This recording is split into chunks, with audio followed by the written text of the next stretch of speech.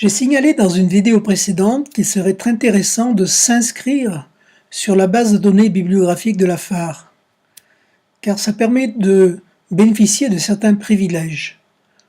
Nous allons voir comment s'inscrire. C'est extrêmement simple. Vous trouvez en haut à droite de toutes les pages un lien qui s'appelle « Se connecter ». Donc je clique ce lien. J'obtiens la page de connexion dans laquelle je pourrai plus tard entrer le login, le mot de passe pour me connecter, ou encore entrer mon adresse mail au cas où j'ai oublié mon mot de passe.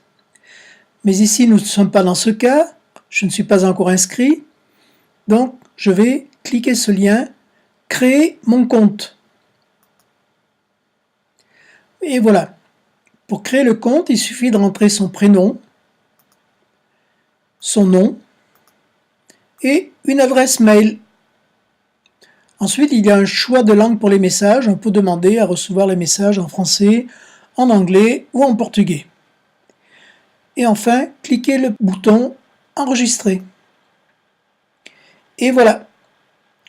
La machine nous signale qu'elle a envoyé un message à l'adresse mail et que notre login sera Mary Poppins. Donc ce message, je vais essayer de le trouver dans ma boîte aux lettres mail.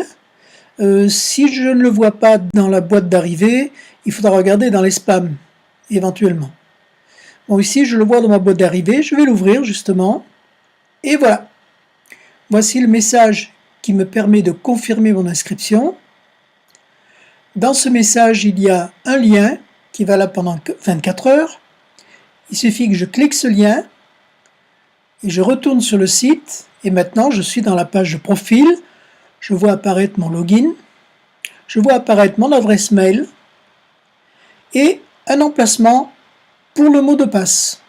Donc le mot de passe, je vais choisir par exemple parapluie, parapluie, voilà, j'enregistre.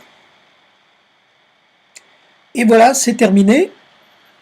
La machine confirme qu'elle a accepté le mot de passe parapluie, elle l'a encodé, c'est-à-dire qu'il devient totalement secret. Ensuite, elle donne des précisions sur mon profil. En fait, le rôle qui m'a été assigné, c'est un rôle de lecture.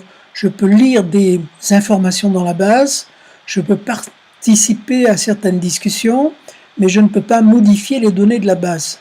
Si je veux devenir éditrice ou éditeur de la base, ou encore administrateur, eh bien il faut que je contacte une personne qui s'occupe de l'administration. Là, vous avez la liste des administrateurs et administratrices de la base. Donc, vous pouvez, par exemple, m'envoyer directement une demande de changement de statut. Voilà, il suffit de cliquer sur cette adresse et le mail m'a été envoyé, donc je serai capable de traiter votre demande de statut. Il n'y a rien d'autre à faire pour s'inscrire. Vous voyez, c'est extrêmement simple.